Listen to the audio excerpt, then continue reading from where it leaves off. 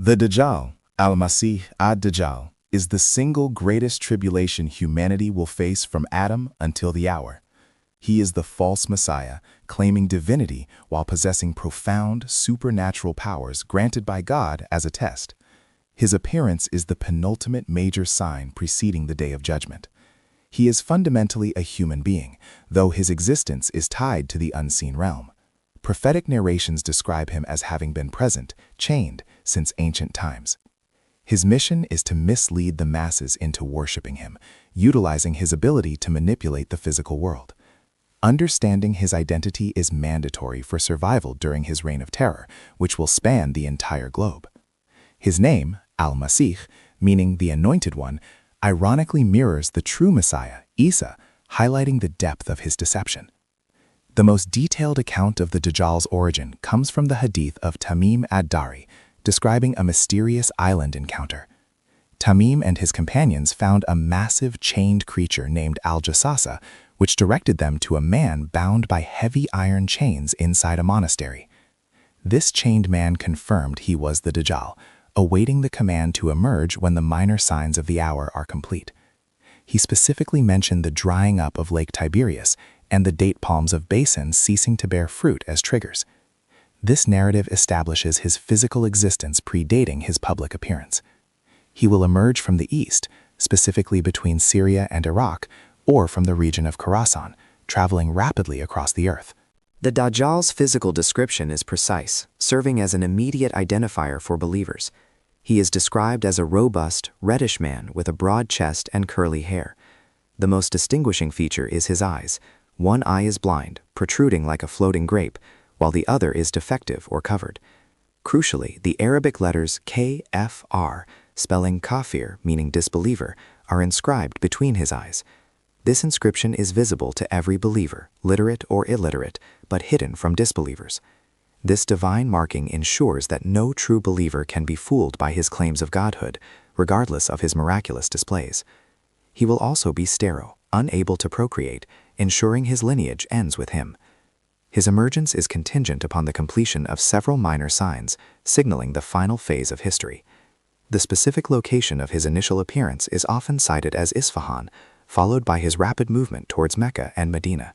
However, he is strictly forbidden entry into these two holy cities, which are guarded by angels holding unsheathed swords.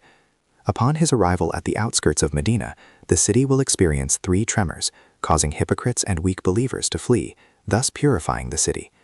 His reign begins immediately after this expulsion, lasting for a period described as 40 days, 1 day like a year, 1 day like a month, 1 day like a week, and the remaining 37 days like normal days. The Dajjal's primary power involves manipulating natural resources and weather. He commands the sky to rain and the earth to yield crops, instantly providing abundance to those who accept him. Conversely, he can cause drought and famine for those who reject his divinity. He possesses immense wealth, summoning treasures from the ground, which follow him like swarms of bees. He can also travel at incredible speeds, likened to a cloud driven by the wind, covering vast distances in moments. This control over life-sustaining elements is his most effective tool for coercing populations facing global hardship and scarcity. His ability to provide immediate material relief is the core mechanism of his global deception. One of the Dajjal's most terrifying deceptions is his ability to manifest a false paradise and a false hellfire. He will present a flowing river of water, which is actually a scorching fire, and a blazing fire, which is actually cool, sweet water. Believers are instructed that if they are forced into his false paradise, they should expect pain, but if they are thrown into his false hellfire, they should remain steadfast, knowing it will be a source of comfort and salvation. He also possesses the power to resurrect a dead person, specifically a young man who challenges him, only to kill him again and fail to resurrect him a second time. This act serves as the ultimate proof of his limited false power. The Dajjal will traverse the entire world, leaving no inhabited land untouched except for Mecca and Medina. His movement is characterized by extreme speed, allowing him to cover the earth in the span of 40 days. The first day, equivalent to a year, represents the period of his greatest influence and power projection, where his speed is unparalleled. The subsequent day, equivalent to a month, and the third day, equivalent to a week, mark a gradual reduction in his speed and effectiveness. The remaining 37 days are like normal days, where his movement is standard.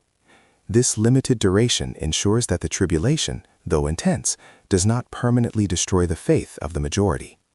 The Dajjal's followers will primarily consist of three groups: the Jews of Isfahan, who view him as their awaited Messiah; various Bedouin tribes, attracted by his promise of wealth and rain during times of drought; and women, who are often described as being easily swayed by his displays of power. A significant portion of his army will be composed of those who are weak in faith, or hypocrites, seeking worldly gain and relief from hardship. The Jewish population of Isfahan, numbering 70,000, is specifically mentioned in prophetic texts as his core military support, anticipating his arrival and aiding his global campaign. His appeal targets those prioritizing material survival over spiritual truth. Protection against the Dajjal requires specific spiritual preparation. The primary defense is memorizing and reciting the first 10 verses of Surah Al-Kahf, chapter 18 of the Quran. Seeking refuge in God from the Dajjal's trial is a mandatory part of the final supplication in every prayer, known as the tashahhud. Believers are instructed to physically distance themselves from him if possible, as his charisma and deceptive powers are overwhelming. If confrontation is unavoidable, remaining steadfast in recognizing the Kafir inscription and rejecting his claims, even when facing his false paradise or hellfire, is the only path to salvation. Steadfastness is the ultimate shield. The Dajjal's reign ends abruptly with the descent of the true Messiah, Isa ibn Maryam, Jesus, son of Mary.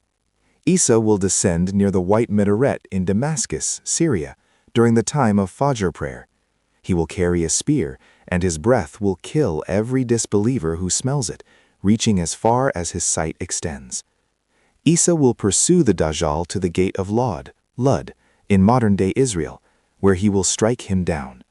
The Dajjal will dissolve like salt and water upon seeing Isa, but Isa will ensure his death is definitive by piercing him with the spear. This event marks the end of the greatest fitna and initiates a period of global peace under Isa's just rule.